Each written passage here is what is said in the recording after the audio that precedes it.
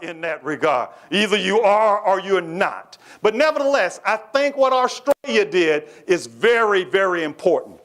On 3 occasions since leaving Australia, I've conducted research in South Africa. By the way, interestingly, 1964, the 50th anniversary of the Civil Rights Act, is also an important day in South African history because a person not well known to many Americans in 1964, along with his compadres, this would be Nelson Mandela, went to prison for life in 1964. Of course, it only turned out, or I shouldn't say only, it turned out to be 27 years. But nevertheless, as you probably know, since 1990, the country of South Africa has come up with several different committees.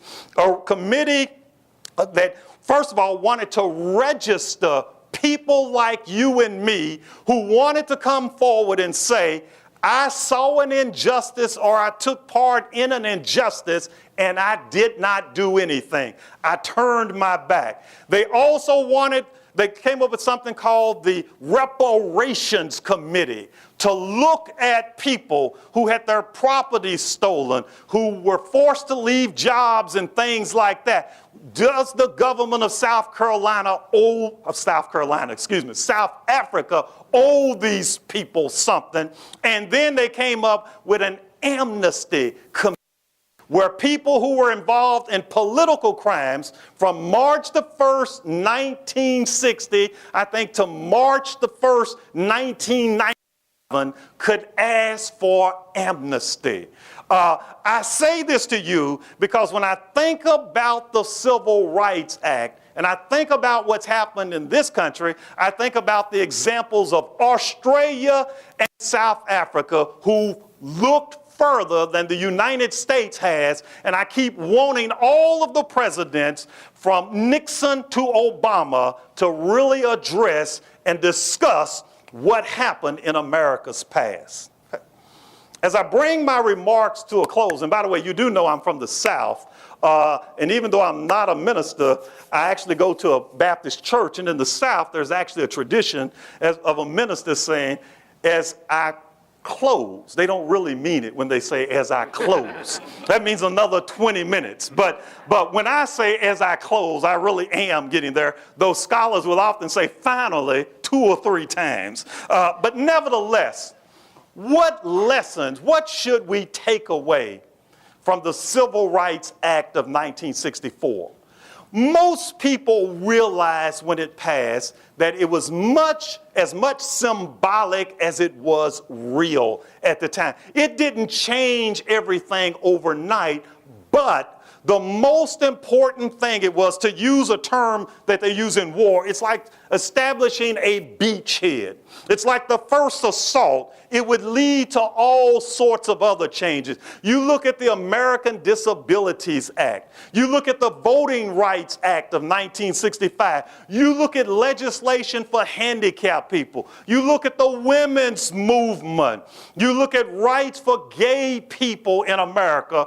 All of those things owe credit to the Civil Rights Act of 1964 that started a lot of those things. Also, scholars like Bill and Emily and myself know that so often when it's an anniversary in this country, we often use it because we're intellectual to show how far we still have to go or how we have failed to do what we set out to do. Well, I've thought about things like it. I can remember hearing people talk about the failure of the Brown decision of 1954. I said, wow. I've heard folk talk about the failure of this, the failure of that. Here's what I decided about 15 years ago related to race in America. I believe that the United States has made significant progress along the way to total equality.